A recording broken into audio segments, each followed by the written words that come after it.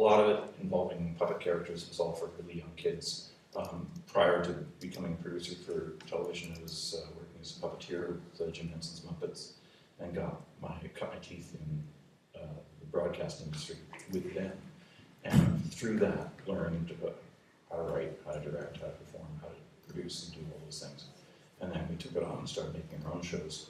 A little while ago, I left my company and took with me some of the projects, one of which was this thing called Rufus the Dog. And one of the first things that I did with that was take all the original broadcast episodes and put them up online for free. And we've since been doing more projects with those characters and building those out and doing other projects, some for kids and some that aren't for kids. And so we've been just sort of gradually doing stuff, very much attacking the web as our distribution platform instead of going hand in hand to the broadcasters and asking for permission to do our shows. And we'll be hearing a lot more about that later. But I've also just one of the founding members of the Independent Web Series Creators of Canada, the IWCC. We are a nonprofit association that is hoping to represent web series creators all across the country so that they've got a voice, policy, funding decisions that are being made at a level with government agencies and private funds that normally wouldn't necessarily listen to an individual creator saying, hey, what about this, or these kinds of projects. So that's been kicking off really well, and part of those efforts resulted in the TO Web Fest back in May, which was set up and run by Regan Latimer and Carrie Cutworth in Toronto at Harbourfront. And it was quite an amazing event because we were able to host web series from all around the world.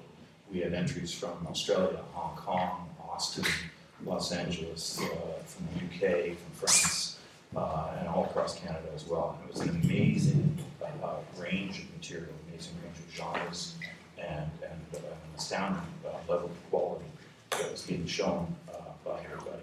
And so that was very powerful. It seems kind of odd in a way to have a festival for something that's available all the time online, but it was a great opportunity for everybody involved who were making the shows, as well as those who just wanted to see this stuff aggregated and to be able to have an opportunity to discover new works.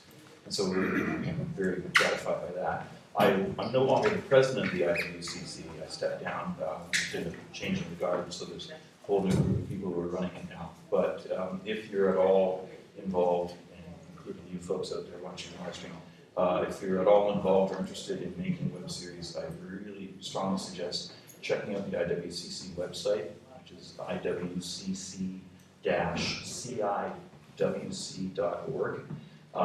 You can also find us on Facebook. There's also the Toronto Web Series Community, which is a Facebook group, which it started in Toronto, but it's not really just Toronto-based. It's all of Canada and a lot of people from around the world as well on that. We just, for some Facebook reason, we can't change the name. So it's still the Toronto Web Series Community. But that's a great resource of people who have a very specific knowledge, but are also exchanging ideas and resources and skills and experience. So that's also a good place to check out. So I highly recommend that. So enough of me talking about me and why I'm here. I'm going to hand this microphone down the line, starting with Adam, and he can describe who he is and what he's doing or what he's doing. Thank you, Rob. I'm Adam Perry. I've been making web series for a few years now. I've just recently made a web series called Lentil Hunter, and it's with Chef Michael Smith, and we just, over the past couple weeks, turned it into a 1-hour TV special on the Food Network, and it proved to be a challenging task. Because it's two different formats, and you have to wrap your head around commercial breaks, where you don't have to do that on the internet. And there's certain other formats and rules and regulations and broadcast standards that you have to meet that just tear away at your soul compared to working on the web. So 90% of the work that I do is web-based, and I want to say, unfortunately, 10% of it is TV-based. I've done many series in the past, mostly comedies, Profile PEI and Jiggers. I've worked on Ponderings and Bunker Down. I was an exec on Just Passing Through. I also was a camera operator on that show, and I've got a lot of other projects in development right now, and they're for the web as well. The web is, I don't want to say it's the future, but it's currently how we consume our media, and that's me.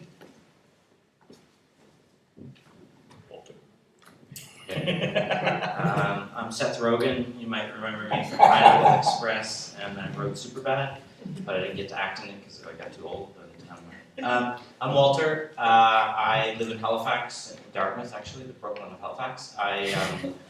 I've been making films for quite a while, and I produced a web series 2 years ago with the IPF called Everyone's Famous. And we're just gearing up to shoot the second season of that coming up, and like we're writing right now, so hopefully that'll be that we'll shoot in the spring. But I've also produced feature The Disappeared, which played here I think last year. So bigger budget stuff, but also whatever pays the bills, documentary, drama, that kind of stuff. So that's what I do. I definitely am interested in writing, directing, and producing. So if anyone has any gigs that they want, then I'm pretty not so busy right now, so approach me after the panel and we can talk. That's me for now. And over to Neil. Hello. My name is Neil Wiley. I've been making films for approximately 10 years now.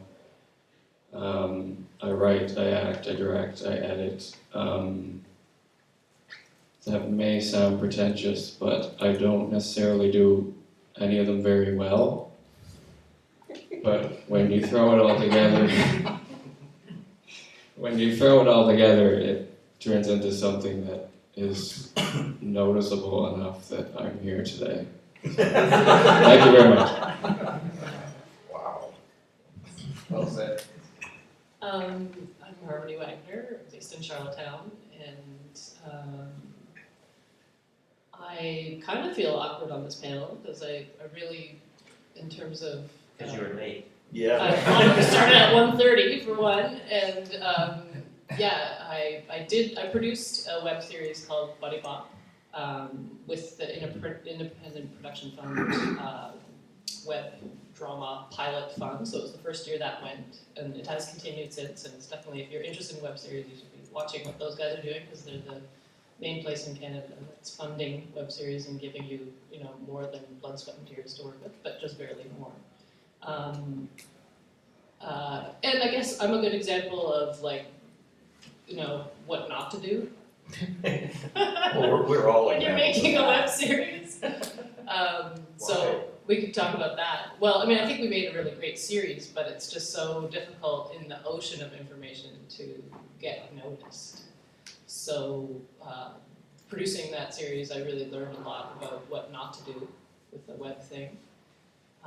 And of course, I'm moving forward with other screen-based things that I'm having more success in short film, and just shot my first micro-budget feature. So I feel like I'm moving somewhere, but in the web world, it is a bit of a mystery of yes, it is our present and our future, but how do you find that? How do you make landmass in a huge vacuous ocean of information? So I guess we'll talk about that. You're going to find the metaphors are going to be flying fast and furious here today because everyone's trying to figure this stuff out. Everyone's brought up some very interesting points with each of their different introductions, and I'm going to try to do this in an organized fashion, but we're going to be talking all over the place. You mentioned all the different hats that someone has to wear while doing this, and Harmony mentioned as well the difficulty in trying to figure out this landscape, or is there a landscape, is it just an ocean?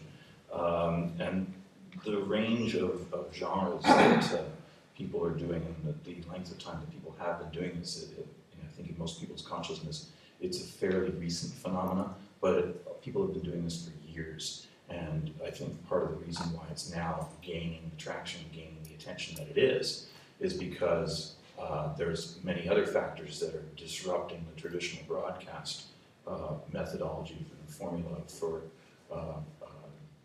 production as well as distribution, and not just with the larger players like Netflix, but also with smaller independent operations. We'll start. Let's talk about first with the difficult stuff, and then get into some of the larger, more philosophical things. In terms of the hats and that, you mentioned all the different roles that you had. Like Neil, I write, I direct, I produce, I perform, I edit, I do the visual effects, I do the sound mixes, and I handle the marketing and promotion, and run the websites and do all this stuff. And for a lot of creators, people who just are writers, say, that can be very daunting. But at the same time, we're living now in an age where that little device in your pocket can be enough to make and market and distribute a web series. The quality of what you're going to get off of this device is always increasing, but still there's better toys to play with. And there's no limit really to how low your budget can go. I've seen people do it for literally nothing.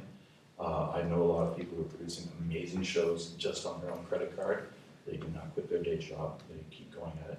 I know people who are making money doing this, but it's very, very difficult for them on an individual basis to try to wear all those hats. I know it's very hard for me. And the common thread that's come up in discussions with everybody is the need to partner with people, if only so that you've got somebody you can sit in a room with and say, "Are we crazy?" And you can share your horror stories, or you've got someone who can take up the slack, or they've got a specific set of skills that can be applied in an area that you're not necessarily comfortable with. Just anecdotally, before I pass on the mic to talk about other people's hats, we did a Christmas special based on this Rufus the dog character.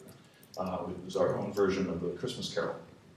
And we raised money through Indiegogo. We'll talk about funding budgets and stuff later, but we tried to raise the money that we needed for through Indiegogo. We got some very generous support. We didn't get enough, but we decided, well, hell with it, we're going to do it anyway. Couldn't afford to rent a studio and do it properly that way, so we shot it in my house. I turned my house into a studio for a week and set up a green screen and shot all the puppet characters.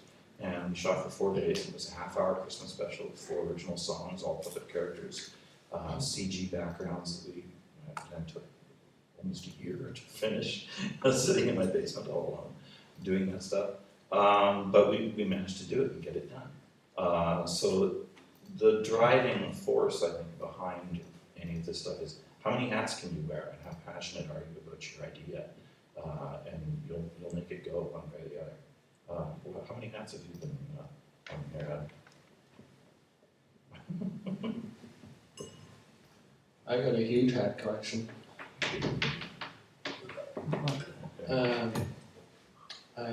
Let's see.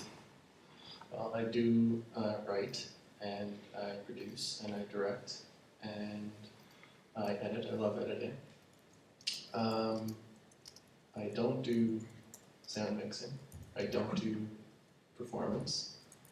I do a lot of graphic work as well. Do you handle the Sometimes I do catering. Oh yeah, I always do the catering. Do you handle your own the web aspect of it, the posting and maintaining the sites and things like that? How are you putting stuff in? Sometimes I do, but recently there's been other companies that handle that. I just give them files and it's taken care of. But I'm smart enough now to ask that up front, and if they do want me to handle it, it's more money that they need to pay. But that's for commercial work. If it's my own stuff, then I'll pay for it myself. Right. Hats. That's the so I mentioned what I do, write, direct, produce, and producing I originally when I started I wanted to direct, so I had to write some stuff to direct it, and then I had to produce it in order to direct it because no one else would, and that's how I ended up becoming a producer. But then producing made more money, so I've been doing that full time for 4 years, I think, but it's still not enough money. I can barely making enough, but that's producing in Atlantic Canada. So one thing I noticed, I was in LA in June and last year, and one of the big differences of our community versus a community like that, and even Toronto, is they don't expect you to wear a lot of hats. If you go in and say, I do web series, I do feature films, and I do documentaries and television, they get weird looks on their face and they get confused by that. It will get you in the door if you've done a bunch of work for meetings, but you have to go into the MCNs, the multi-channel networks, the people that do web stuff, and talk to them like you're a web producer or a web creator.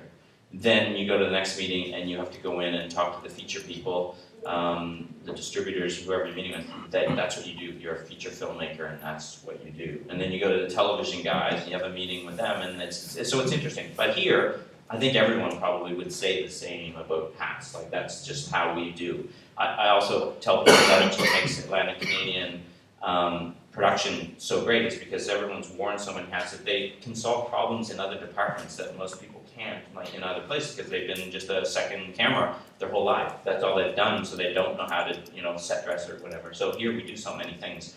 I did sound recording for people, so you can just help solve problems. So that's what's great about this place, is that everyone wears a lot of hats and they're good at it. Yeah. Now, just spinning off from that, in Toronto, you mentioned the difference between here in Toronto, the same thing happens there. And one of the other things we noticed from dealing with the LA community, one, the whole I believe the specialization is for ants. I think that you're richer as a creator if you're able to do more. Not that you necessarily have to do all those jobs. You're better off if you can find other people to work with, because it just makes the entire experience richer and easier for you. But again, finding the resources to be able to accomplish that can be something difficult, and can either be a barrier to how you're able to make your shows or not.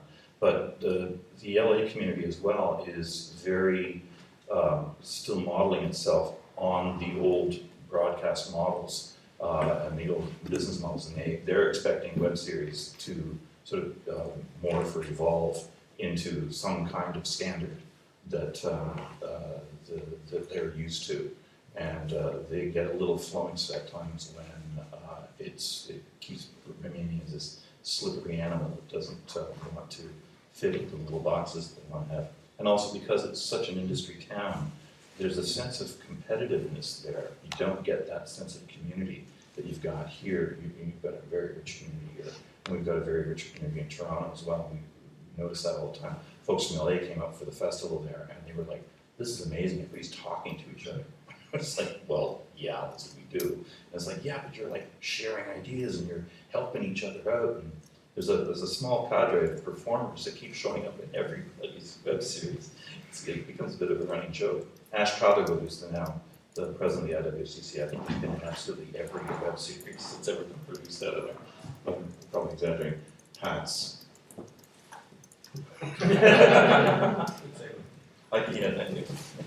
It's interesting you said that about LA, and then looking at you funny, I was thinking maybe like, I'm wondering if anyone suffers from this. Maybe they think like, okay, you do everything, do you? And they get the feeling maybe you spread yourself too thin. Do you get that feeling? Does everyone else ever get that feeling when you do everything? Yeah. And we do. Yeah. And we do. Yeah. We got that all the time with the broadcast work that we were doing. Yeah. We were all wearing all these different hats. But because we were able to pull it off, they went, oh, okay, and they left us to it. Right. But it was a struggle at first to convince them that Yeah. was the way to go. Just creatively, it just made sense for us. But yeah, it's, I'm glad I'm not the only one who gets that feeling. Sometimes you work on something and you do so much, and then you look back on it and it's like, I edited that well, but my performance is just shit. And you know why, like you go in thinking like, and what you're thinking of mainly is what you wrote and how it's going to look as a finished piece. And you're not really thinking like, how am I going to play this? You're just thinking of the writing. Mm. And You have to really compartmentalize yourself and step in and out of the different roles. Yeah. Mm. All right. hats. Yeah, I wear them, lots of them. With Bunny Bop, I was producing and writing and first AD and composing the songs and doing the publicity and the puppetry. And yeah, so like was by sheer necessity. I'd like to have bigger budgets and have a pooling of amazing talent around me and spread it out because I love paying people. But there's also something too that when it's your vision or somebody that you know's vision very well, then you can kind of, sometimes it's just cleaner to execute it yourself for free than to try to describe it to someone and see how it comes out of through their filter. So there is something neat about that. I mean, when you wear the hats, there's the danger of like oversaturation and not seeing the forest for the trees, but there's also a real kind of something special can come out of it. And I think we're seeing that with the industry is allowing Lena Dunham to do that with girls, so it's even the television side is starting to stretch and morph with our changing times and say, wow, let's just give a mind the freedom to really create their story. And that's the stuff that I'm gravitating to watch, is the stuff that really has a clean line. I'm not web series per se, but just over the top stuff. That's usually how I consume my media now, is not on television, but through Netflix or whatever. But the projects that really are driven by a clean line, to me, are often more interesting stories. So there is, I think, maybe an advantage to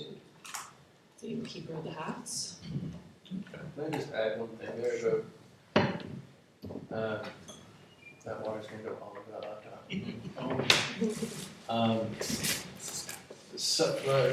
I have whenever I'm starting a project, or even if I'm halfway through a project, I always think that I've got my different comfort zones, that I'm very comfortable editing a show, I'm very comfortable directing a show in the production stage. In pre-production, I'm antsy to get shooting and antsy to get things moving, but I understand how important that stage is. So I do rely on others to help me lay out my vision on paper beforehand. I'm still in control a lot, but it's the technical side of things too that once I'm finished and I have this rough cut that looks okay and sounds terrible, that's when it gets to a point where I can probably take a stab at it and make it look better and sound better, but I know it's not going to be as good as if I found someone that was a specialist in those areas. Yeah. And then you try and ask them to work for free, and they always say, "Well, come on, man."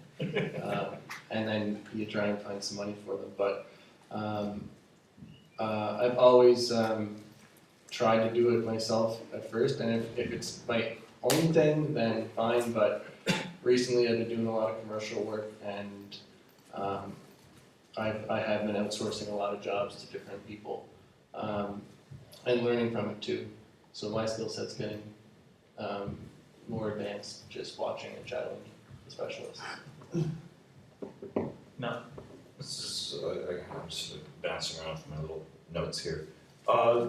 That notion you were talking, Harmony, about how you're consuming your media, not just turning on the TV, and this has been a big thing for me and with web series, is that notion that there's this perceived brass ring of make a web series, it gets discovered, and then you get a broadcast deal. And it does happen, and for some that is the brass ring. And for others it's getting their show just out there because they want to find an audience for it, or they want to take it around to festivals and garner up the accolades. Or they're taking a really strong business approach to it and looking to raise serious revenue from this. And I know a number of people in each of those kinds of approaches who are successful at it. But again, it's not a cookie cutter approach that can be applied to every series. For the work that you're doing, are you looking beyond the small screen? Are you, I mean, you're getting into features, so it's obviously you're getting into the larger venues with that. But again, how much theatrical exposure would something like that get?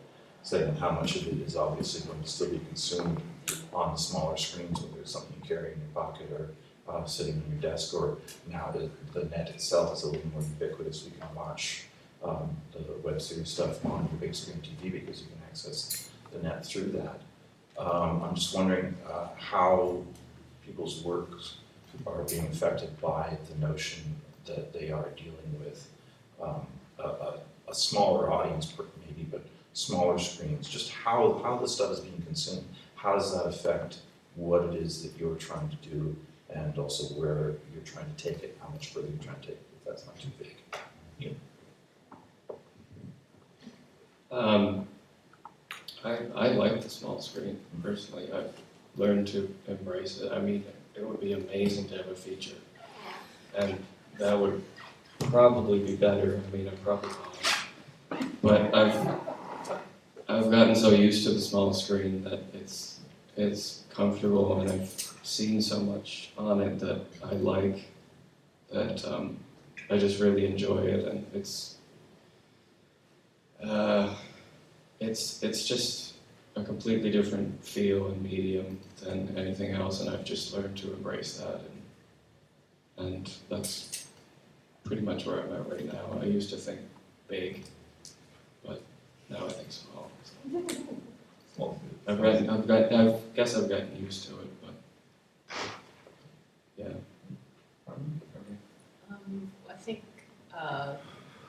I think it really matters where your initial place, your plan for your project, like what's the initial place it's going to land, and if it is web, if that's where you're starting, you're making a web series.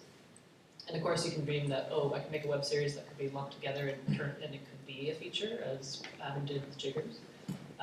Or I could take a web series and, it becomes basically a pilot for a show, which Walter will talk about more, but I think it's important to say it, because I see a lot of people making the mistake, that when it so matters, if the web is the first place it lands, it so matters your first 15 seconds. Yeah. Mm-hmm. You can't have your good stuff come halfway through the second episode. Like, you have to win your audience over in the first 15 seconds. Because when we consume web stuff, we have a different attention span than when we're sitting down on the couch going, I'm going to sit and watch an hour and a half movie. You just have that clickability, it so has to grab you. And so that's a mistake I think that gets made, and is a very easy one to rectify. If you're making a web series, you really have to think about how are you knocking it out of the park in the first 15 seconds. Yeah, it's interesting. There used to be the old adage that you can't have anything that's longer than 3 minutes. And that's, again, one of those things that, those truths that's slowly dissolving away. And we're seeing, I know people have been doing web series, and they were getting longer and longer because they wanted to, within particular episodes, they wanted to be able to convey more stuff within that particular thing. They did not arbitrarily cut it off. And they were actually getting responses from their audience saying it could be longer, go longer.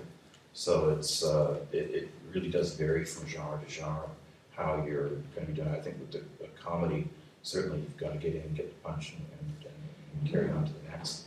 But I've seen people again doing the feature thing, where they're scripting a full feature, but they're working structurally breaks into it so they can separate it out into chunks and then convey it that way as an episode. It's very interesting, the differences. I love the fact that there isn't the standard formula. I just mentioned about the length of time that something has to be. It's got to be 23 minutes and 40 seconds of commercial breaks, etc. And I love the fact that doesn't. Yeah, it sucks when you have to literally cut 3 seconds out and you're trying, where am I going to get that to make it fit for broadcast? You don't have to for the web, which is great. If anyone's seen Save the Supers, is like one of the guys from the Guild did this one, and they only got a season out of it, but it opens like with an amazingly fancy, expensive, blood gushing comedy 15 seconds.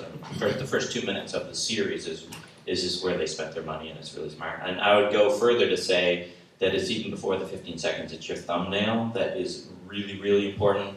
The title, all of that stuff. So if you really are trying to get people to watch your stuff and you don't have a big marketing budget, then you really have to go back to basics, search engine optimization. Just make sure that your thumbnails are great, that your the titles are really smart, and that you're really just taking advantage of all of those things, and the beginning of your show.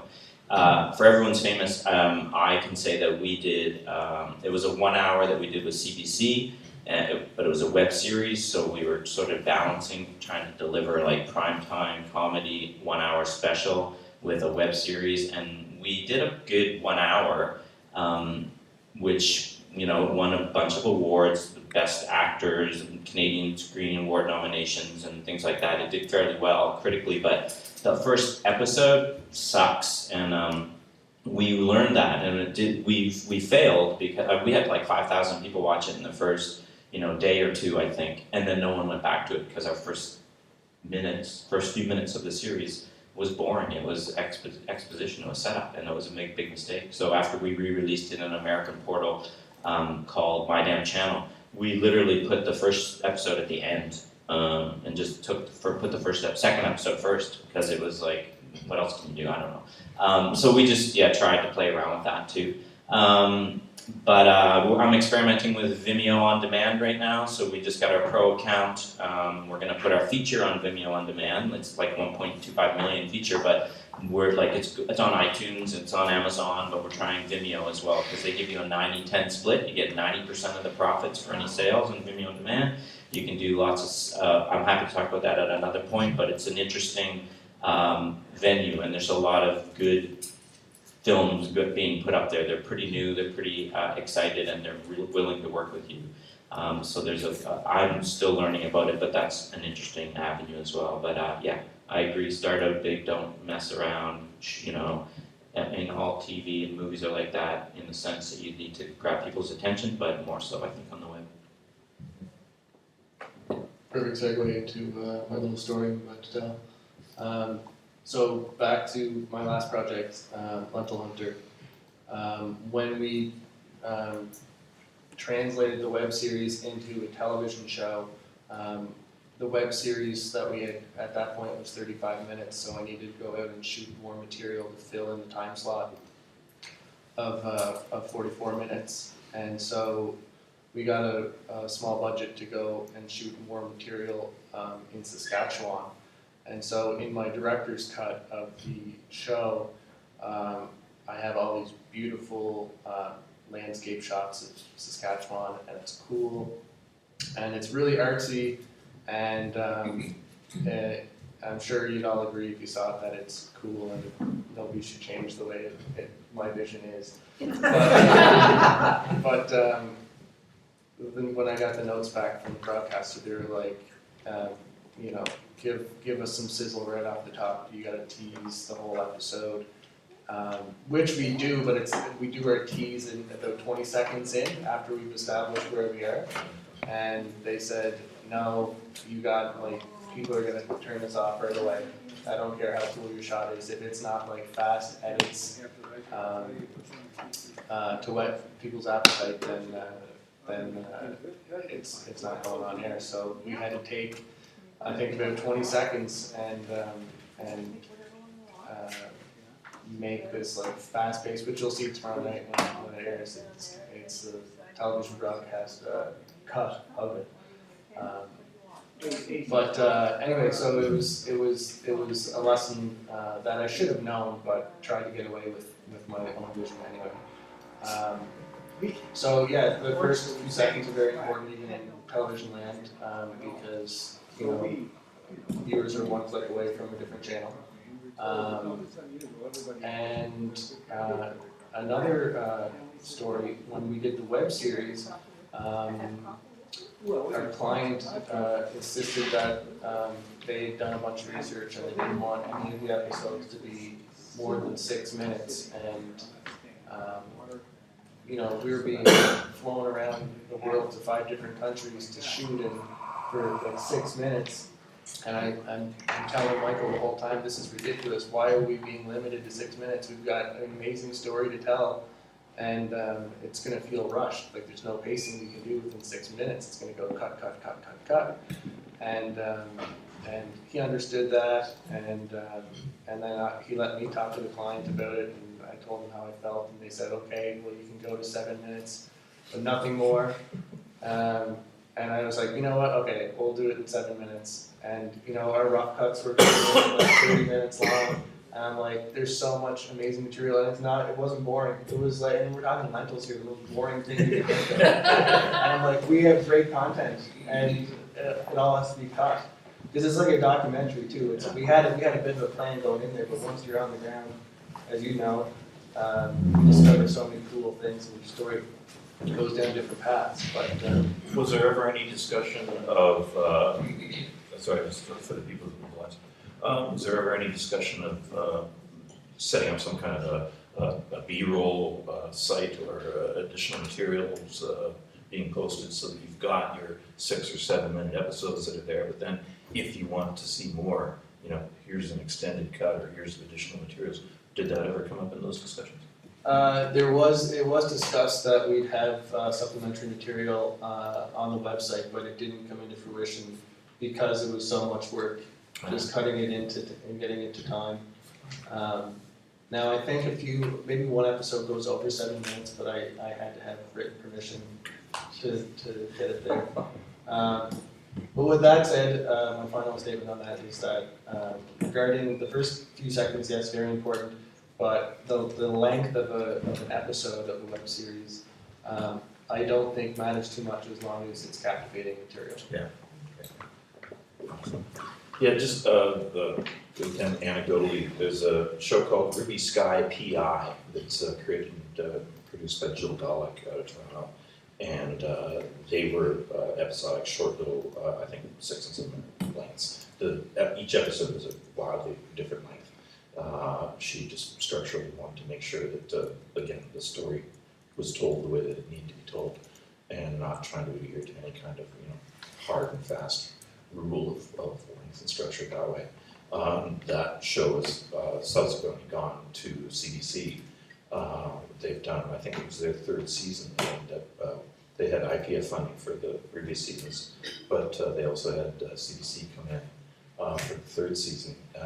They still premiered it on the web, it started on the web, but then they were also showing it through the CBC portal, and they recut the episodes together so that they've got subsequent, each season becomes a 1 hour special that is for broadcast that CBC does.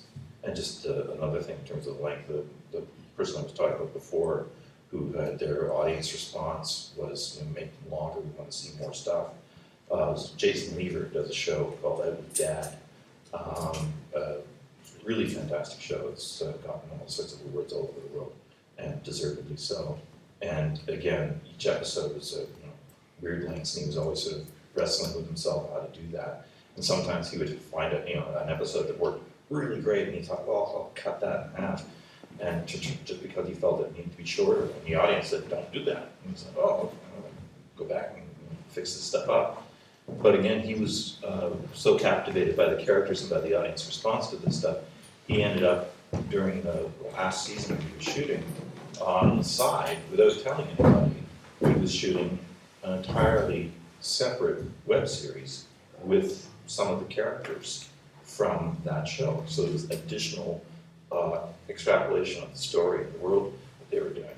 So that there's a lot of opportunities with this kind of work where you can, if you're in charge of your own distribution of this stuff and how you're putting it out there, you've got a lot of opportunities to do, whether it's a transmedia approach by having the characters showing up on Twitter, having their own Facebook accounts or whatever, but you can extend your story off in a lot of different directions that wouldn't be possible with just a straight broadcast deal where you've got limited shelf space, limited time. You're on Tuesday at 7 o'clock and you're only 24 minutes long, that's it. As opposed to I can have this world that I can create and really extend out there and satisfy the audience and then respond directly to the audience.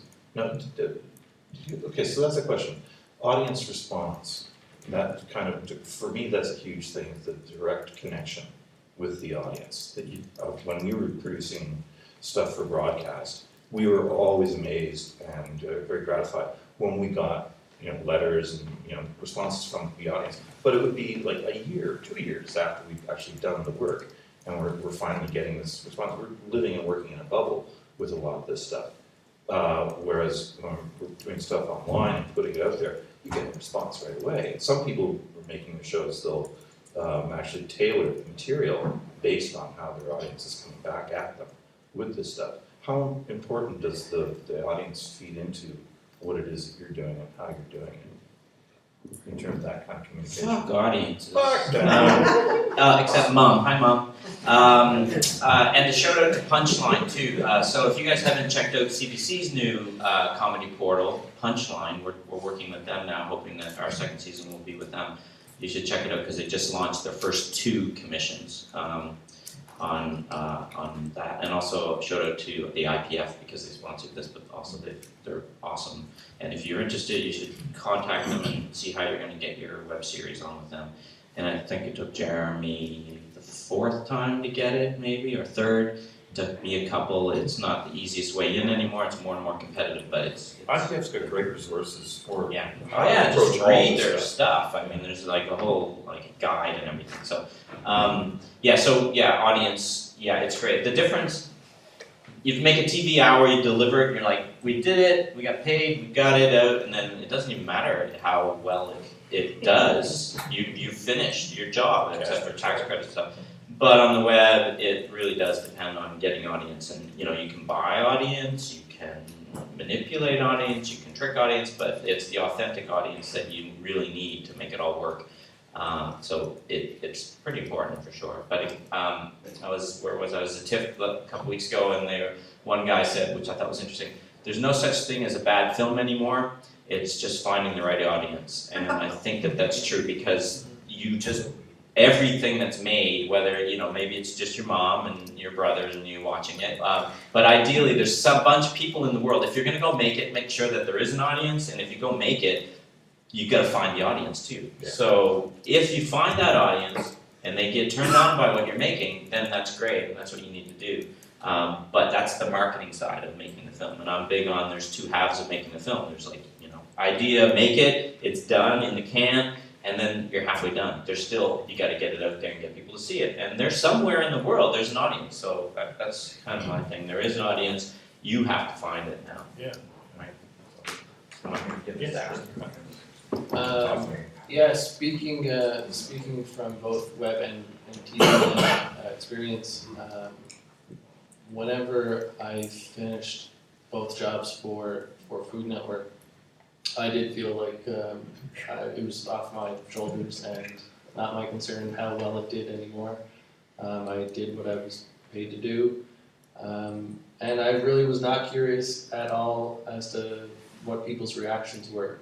But I will say that I do find it interesting that there was one instance where a woman wrote to the Food Network about a scene in Chef Michael's kitchen where he touched meat and then didn't wash his hands with soap and water. It just appeared to be water, that the bubbles weren't big enough on his hands, and that that's a food safety issue, and he should be more responsible than that. And that note actually made it onto my desk the day after it aired, and I thought that was pretty cool that someone watching can write the Food Network and it can go through their system and then get back to the director of the show within 24 hours. I thought, if she can do that, maybe I can do that with Boardwalk Empire or something. That was my Why did you kill him? But on the web, it all depends on the job and how invested I am personally in it. I love reading comments on YouTube and on Facebook about not just my work but other people's work, to kind of gauge on how well it's being perceived. Yeah, it does, good or bad, it doesn't really bother me too much. I'm more in the position to tell a story or create a product, and yeah, that's kind of how I feel about that. Harmony, Bunny Bop, your audience was obviously preschool young kids, so they're not going to be throwing comments up there and getting to play more on your site. So what kind of responses did you have? I mean, the children's arena is quite different from how the parents become the filter for that kind of stuff. Can you talk to that? Well, those who love it a lot, and we got great response, and parents were happy to respond and just say thank you for creating something that's gentle, it's not too fast, and I don't feel guilty showing this to my kid, and so it was really gratifying to have that engagement. And another place where I think audience is really important that we should talk about is now they're becoming funders. Yeah. So it's not only is it about finding that niche of people who are wanting something that's not being provided for them, and then you create that, and then you find it for them, get it to them, and then once that relationship is established, now what's happening is it's coming back, the ebb and flow of it comes the other way, where a really great example is Just Passing Through. They did a great job of establishing a network of people who really appreciated what was being done and thought it was fresh, and then managed to have a really successful Kickstarter to make a second season. So, and that probably triggered their IPF funding. If they hadn't gotten that audience engagement, then they wouldn't have gotten the IPF wouldn't have been interested to come back the second season. I doubt, because they're a little shaky on second season stuff. They want to see you succeed right out the gate. So. I would say it helps. Yeah. And $50,000. It's a legitimizer of oh my goodness, if the audience is willing to pay to see more of this, then they're definitely going to tune in. It lowers the risk on their end. Yeah. So in the case of Bunny Bop, getting back to your question, what the difficulty we found was that it's just a lot of times with that demographic, still the lazy thing is to just turn on Treehouse. Yeah. So you get a more, we had to, try to find that more engaged parent, and also that parent who's utilizing the small devices in the grocery store and the dentist's office or whatever like that. And it was interesting, when we first started out, we had people tell us, "You're crazy, no one will ever give the toddlers their iPhone, it's too expensive." And we're like, "What are you talking about? This is the future, man." And so we had a lot of doors closed, who didn't see it, and on a high level, the experimental stream of the CMF just didn't see it, and then, they're supposed to be innovating stuff, and anyway, but yeah, the finding your audience and then inviting them to be a producer is the new reality. That's a good way of putting it. Well, anybody who does any kind of art, music or whatever, I play music and still do it,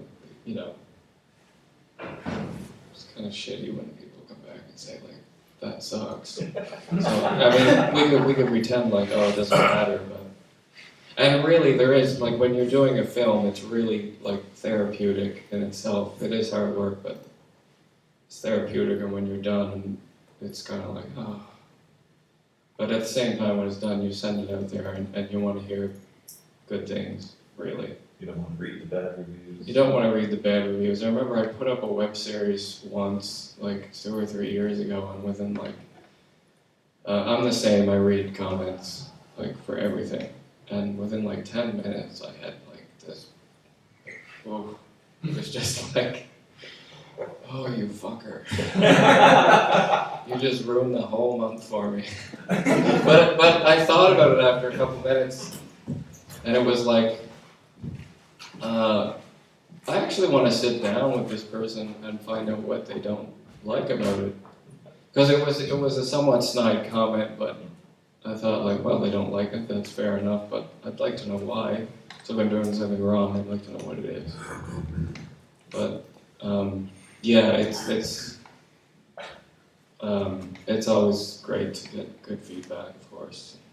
But But there is also a culture of hating. yeah, it's so easy to hate Thicken online. up and Yeah. I think if you, anytime you do anything, anybody puts any energetic effort into manifesting anything, you're creating the ability for someone to criticize it. Yeah.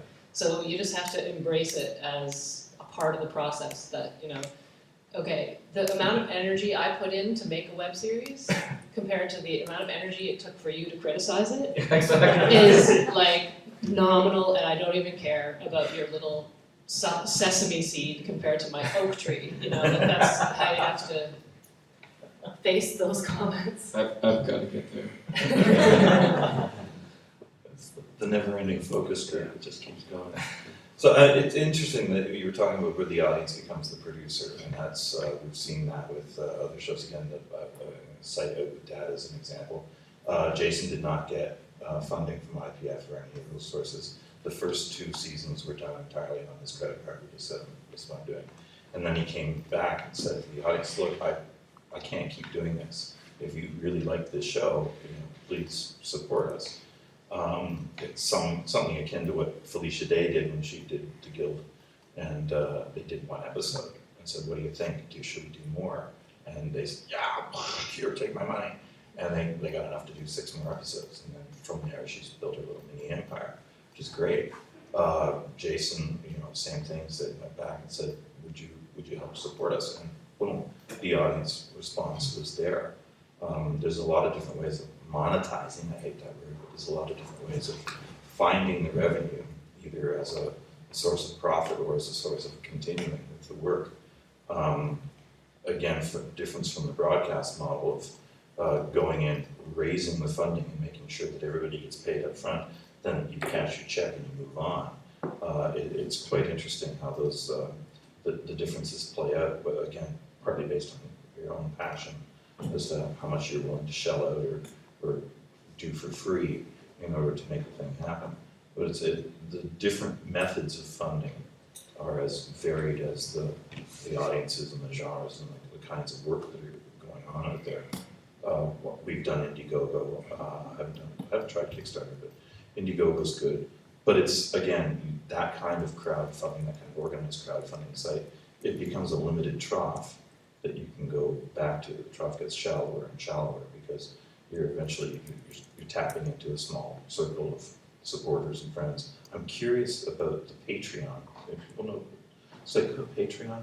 There's a musical group called Pamplemousse, man and woman, I can't remember their names unfortunately, but you can look them up and they do really innovative music and music videos. They started just doing covers and then they just sort of kept growing, getting bigger audiences.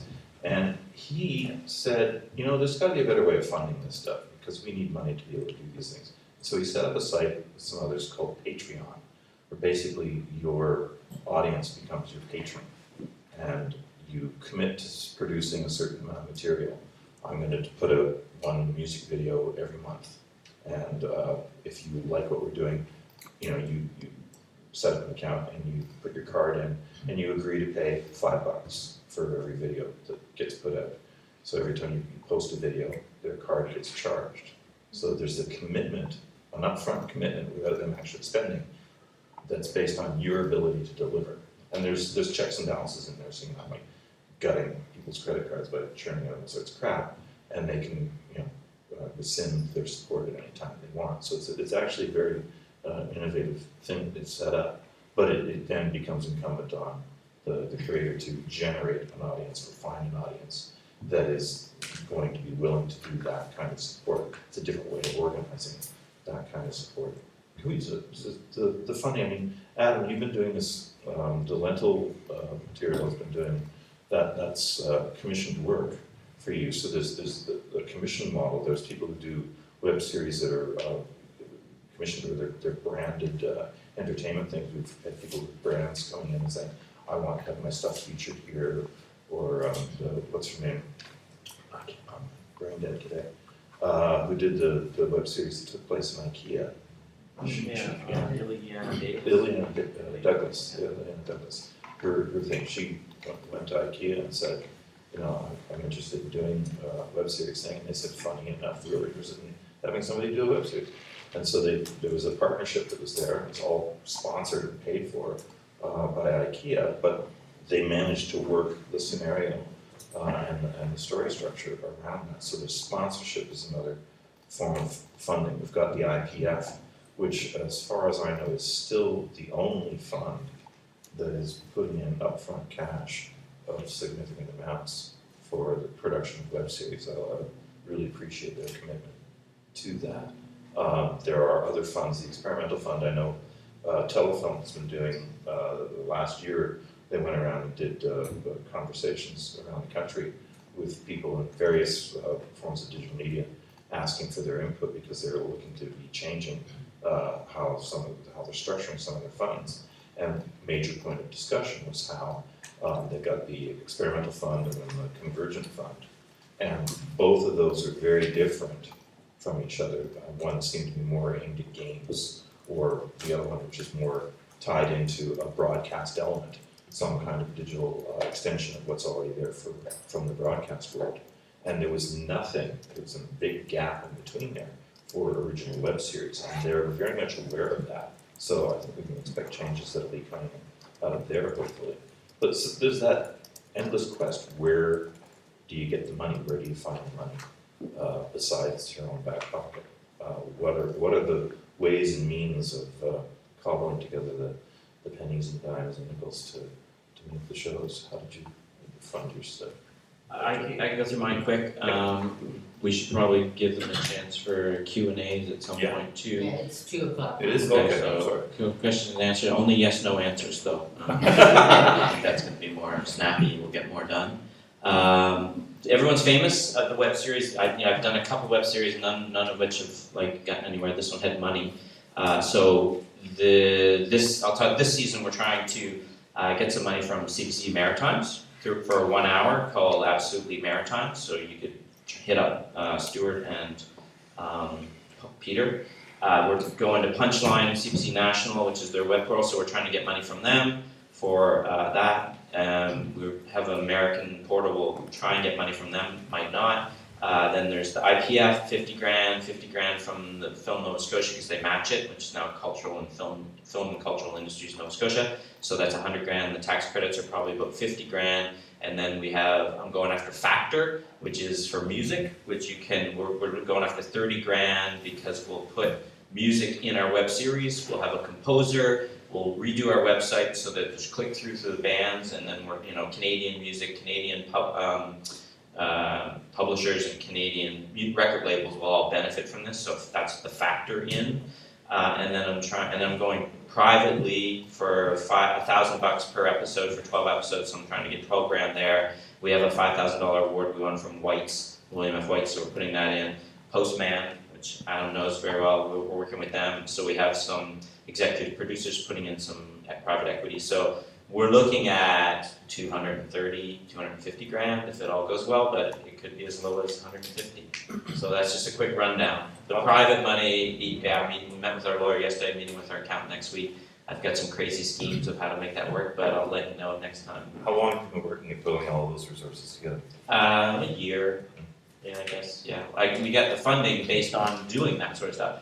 Part of that would be a crowdfunding thing too, but that's just, So IPF gave us money again, based on the fact that, we found some private market interest, and it's not just going to them, going back to the same trough, that we've gone to a bunch of private people, said, are you interested in doing this? And they said yes. So now we're just trying to structure it in a way that we can enhance our tax credits. That's a whole other conversation, but that's, it's really trying to get people, it's easy to go to people and say, can you give us services and goods? But if you go to them and say, can you give us cash, that's the hard part. So I'm trying to leverage a way to try to do that. Cool. So that's my quick. Pass it down. Money, where are you getting it? I don't have it. Awesome. I've never had it. I'm living proof you can make a film, whether it's good or bad, without money. I'm lucky enough to just have a circle of people that will work and do everything and want to do this for fun. I mean, it's like a friend of mine, an actor who I write with, Dave. He's from London. Let's try to do the accent. He'll say like, "What the fuck do they want you up there for? He's up there talking about money when we're going out in the woods in the middle of the winter, shooting this film for 3 hours and freezing our balls off. And what are you going to talk about up there with them? I don't know." Well, it shows that there's a range of ability to make this stuff. You know, you can go what Walter's doing, pulling together all of the packages, the bits and pieces that you can find, and that's an art in and of itself. And then there's the art of the actual making of the thing, which is, I got a camera, my dad's got a barn, let's make a movie, and there's the range of work that people are doing is just astonishing, and it delights me to no end. Well, just one more thing. It's a very flattering thing when people don't realize that you made a film with absolutely no money, and they assumed you did. It's happened a couple of times. Yeah. So, I like I that. don't want to keep doing that. Can't pay the rent doing it. So I'd like to turn the question around to, what about people that are making web series and actually monetizing, and how is that happening? Yeah. You probably have your finger on the pulse of the very few Canadians who are succeeding in that, so could you speak of some examples? Sure. Speak to some of that. Yeah, again, some people are doing it to pay-per-view, subscriptions. There's all sorts of different models. Again, there is no cookie-cutter single approach to doing this. There's a lot. My background with the children's television, we know very well how lucrative the ancillary markets can be, specifically with kids stuff. The shows themselves are given away for free pretty much to the broadcasters, and everybody who was investing was looking to make their money at the back end with toys, dolls, books, all of the merchandising that could come from that. And that was the business model for that. There's a group out of Montreal called Movie Seals, and they do a web series called Heroes of the North. They used to do straight-to-DVD action films. And they said, let's do a web series. What are we going to do about it? Well, I don't know. We've got all these friends who are stunt people, and they look really great. Let's put them in spandex and make them Canadian superheroes and have fun cracking jokes while kicking each other in the head. And they started putting this out there, and the audience, they got a bit of an audience. They went to Comic-Con and said, we're thinking of maybe doing a graphic novel. Yes. Oh, okay. So they started putting out graphic novel stuff. Went back to Comic-Con. That's where their audience is. They knew that. Then people saying, "Do you got any figurines? Like action figures?" Never even thought of that. And instead of doing action figures right off the bat, what they did was you go to the back of comic book stores to find these models that are set up. That they're cast metal and they're hand painted and stuff. They get them done in China, and they're really freaking expensive. And, all the major superheroes are very dynamic and they look good on a shelf if you're totally into that. And so they commissioned a number of these things for their different characters and sold them online. Limited edition, there were only so many, and this was the price, $80 a pop or something like that. Sold out. Funded the next season. And they were like, holy crap. So now they're getting action figures. So there's, again, the ways and means by which you can make this stuff. Some people put out the show and then they'll release a DVD that's got additional material on it. So there's still tangible product that can be sold. If you're looking to do this as a money-making venture, you have to be, a bit jaundiced and cynical in your view of what you're doing. You can't just sort of willy-nilly throw something out there and hope that people will throw money at you. Again, you've got to find your audience. You've got to get them to support you either in the making of the thing or in your ability to then say, okay, we've got this other stuff that's just for you. Are you willing to pay for that? I'm hoping that the Out with Dad folks start putting out books. I think Ruby Sky should be doing books. There's a whole ability to self-publish. There's a whole range of ways of doing this stuff. And whether you're partnering with a larger company, that sees the fact that you're drawing an audience, hey, we can make money from this, we'll help you do this, that's one way. Or, again, wear another hat and do this all yourselves. There's lots of different ways of doing it, but it's hard. It's much more work than making the show itself. So, just because we're running out of time, let's go to questions and stuff. Anybody's got hands up or anything? Wow, you filled your heads with so much knowledge. Yeah. Yeah, I just have a question. I'm coming from an older time too, where there was still criticism in public media to kind of sift through what's really. You would go to the newspaper and feuilleton, and they said, well, you really should see this is incredible, and this music and this release and so on. It seems that became very difficult, what is the guide for the audience, like of quality? Because it's a huge jungle, and I find there is somewhere a puzzle missing. For example, in Berlin there is a great letter, it's called, in Paris too. And you get whatever is top quality in the arts in Europe is in there, even goes to America too. What is there in North America like that? Well, one, we never had that. Yeah. It's a shame. It's much more commercial and Exactly. a lot less cultural Yeah, than that. and that's my big question, it's going really commercial mainstream. Well, And it is and it isn't. There's an interesting thing that's happening because of the web. I mean, part of what's nice about it is that you don't have the gatekeepers. You don't have to go, as a creator, you don't have to go and get somebody's stamp of approval in order to make the thing. So that's a nice thing to get removed there. So it means freedom for the creators. The difficulty for the audience is because there's such a wealth of material that's out there, and there's a lot of garbage, sure, but there's a lot of really good stuff. But it's how do you get heard in the noise of all this? How do you not just market your stuff, but how does the audience themselves find what's good there? So there's no a set process of curation. You've got aggregators who set up sites that are specific to whether it's a genre like children's, and they will find things that they like, and they'll invite those shows to be there, so that people will find these portals.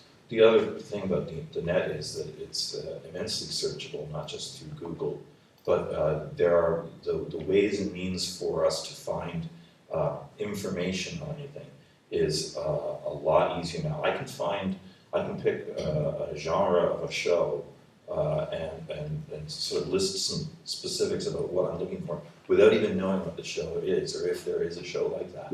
And I can throw that out in a search, and it will come back with all sorts of things. I still have to make the judgment for myself as to what's good or bad.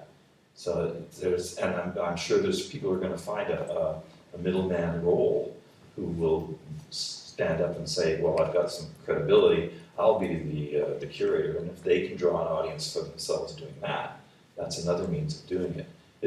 What's interesting about all this is how disruptive the internet has been to broadcast, music industries, all these things. How it's sort of dismantling the ways things used to be done. And it's forcing people to re-examine and reinvent how they're approaching it, not just from the standpoint of creation, but also from the standpoint of consumption. So it's just as much of a Wild West for the audience as it is for the creators. Yeah, that's my criticism. The criticism for me is that it is becoming one huge mesh. It can be perceived as one huge mesh, but you're responsible now for making your own dance. As a consumer, I would love to have professional critics who do that. And it always used to be like that. And in the recent years, that got lost. And all which is counting is how many are you passing those 15 seconds? I trust in the ability of human beings to be able to find a way to do that. Someone will reinvent that process that will be acceptable for what people like yourself feel the need to have, and other people will just revel in total chaos. Yes? I want to ask you a political question. Sure. How do you feel about Netflix refusing to reveal their profits to the CRTC? That's a very good question. I mean, the whole discussion the CRTC's been having with not just Netflix, but any of the major players, including Rogers and Bell, is really showing how this has been, the changes that are afoot. I don't think either side is wrong. That might be contentious. I don't think Netflix is completely wrong in taking that stance. I think they're forcing the CRTC's hand to say, okay, what are you in charge of? And why should we comply with that?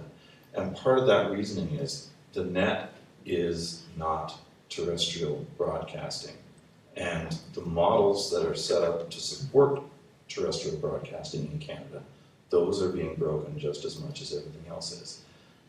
Myself as a producer of these materials, whether I get it on Netflix or not, I enjoy the fact that I don't have borders. I can reach an entire world.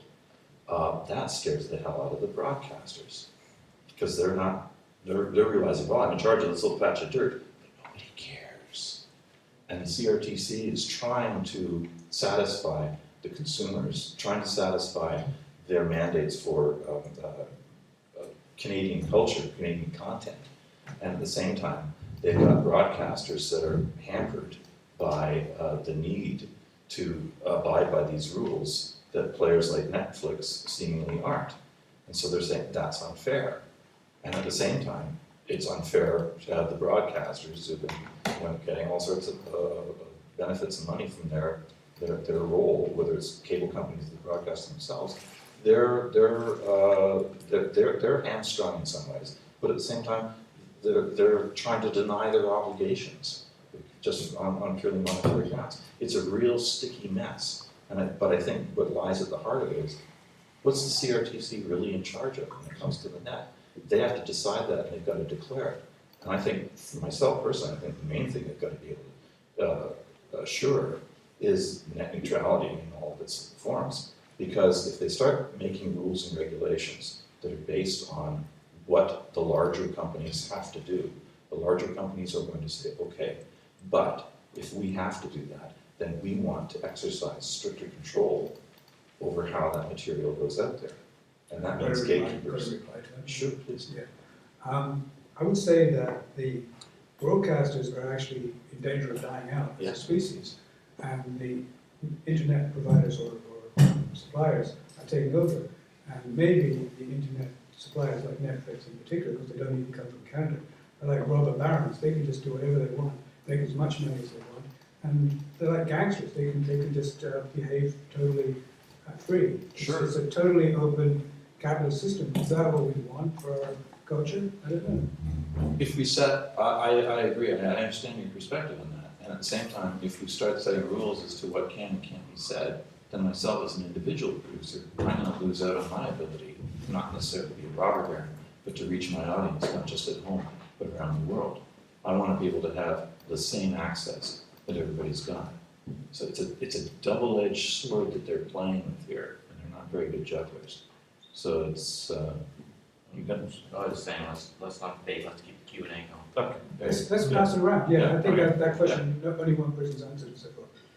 Yeah, but we don't have time. We should No, we have a bit more Sorry. time, do you think? We Yeah. have a good, what, 10 Okay. minutes? Yeah, 10 minutes, Go ahead. yeah. No, I don't, I enjoy it, but I I have don't, something to I add, get talking for different, hours. Yeah, I know. a different angle on that, just since we're talking about web series and the fact that there has been this kind of like vacuous space from the CMF, the Canada Media Fund, had these two streams that they developed, the experimental stream and the convergent stream. The convergent stream was supposed to be basically all broadcast stuff has to have an added component that is web-based and mobile. And then the experimental stream was supposedly, more out there and innovative in developing platforms and software and that kind of thing. But they said that web series could fit into that somehow, but it hasn't really. And so I think that's interesting. Of that, well, who funds the CMF? It's Shaw and Rogers, and it's the broadcasters. So if the broadcasters are first of all, why would they want to fund people to make web series? So that may be a reason why it hasn't really come to fruition. But also, it's really interesting in terms of with the introduction of the over-the-top services. If the broadcaster dies out, then we lose our ability to access Canadian funding to make Canadian culture. So it's a double-edged sword of what within freedom, there's also the possibility of extinction. Yeah. Another aspect of that, and again, just talking about how disruptive all this stuff is, that you're looking at how unions like ACTRA are having difficulty processing this stuff as well, where their members have got the opportunity to become entrepreneurial and make their own works and put them out there. And yet the union is hampered by its own rules and regulations, which it's imposing on its members, saying, no, it has to be done like this, which is standards that have been established to protect them, but they're standards that are based on the standard broadcast model of production. And when that changes, can they change their rules and regulations to allow their own members to make their own works? At the moment, they're really struggling with that. Their intentions are right, but their actual practices for it are falling far behind. And you see people in the Screen Actors Guild in the States where they've got a model for digital production where it's very free, very open, very flexible. And we've been trying to get ACTRA to come up to that speed. And it's again, very difficult. People are very reluctant to see this kind of change happen because they don't know what it's going to be replaced with. And if they're not the ones innovating that change, they're not in charge. And they're going to see this stuff lose. So yes, we've got the opportunities of where I can be a broadcaster myself and I can broadcast my stuff to the world. And so I personally don't, weep for the broadcasters as they slowly, die off. But the funding, where does that come from? Maybe the funding models have to change so that it's not those gatekeepers doling out pockets of cash from an existing media structure, which has to be maintained in order to have that. These are a lot of the problems that are affecting us directly, whether you're trying to do a show on a shoestring and put it out there on the web yourself, or whether you're trying to raise larger funding for what you're doing. It affects everybody. Do we have another question? One more question before we wrap this up. Anything? Just a quick one for Yeah. Walter there. When you said you are looking to factor to help fund your project because of the boosting of the music, do you feel confident that's actually going to? Well, what I did is I met with them in Toronto and had a discussion with them because it's a fairly new digital platform fund they have, and they said, sounds interesting, and then I discussed them how I would approach applying to them. I have to write them a letter of interest, and we discussed all the points, and so that's at the stage I'm at, and then you apply, and then you get a yes or no. And a friend of mine works there, so that helps. But Well, I know there's a show called Chuck's Day Off, Canadian production, and at the end of each show, they have music throughout while he's cooking, whatever. And then at the end, he has a voiceover with a picture of the album that the music came from, and he'll say, music was provided by 3 Hours Traffic, or I think that's. yeah, if you look at the things they have funded some other digital things, but none of them that were specific, like the web series. And I was like, Right, well, yeah, it yeah. could No, I work. just And they're think like, it's yeah, great. you're right. No one's asked us yet. I think it's great. And it's up, you can get up to $40,000 from them, so it's another place you could try to tap in if you have music, authentically useful, good Canadian music that you can help them. If you help the Canadian music industry, and they can help you with a fund. So That's another area now with everybody self-distributing, and you can't find out who's doing what unless you're. just don't apply before I do. That's all. But I think that's great. Yeah, for sure. Well, I think we're going to wrap it up now. Once we've stopped the stream, we can carry on the conversations. I mean, these conversations of all these types, they go on for days and months and weeks and years, and figuring it out as we go. I want to thank the festival for having us and being able to sit here and navigate it. Thanks very much. Thank you, Rob, for moderating. Yeah, Thank that's you, great. everybody,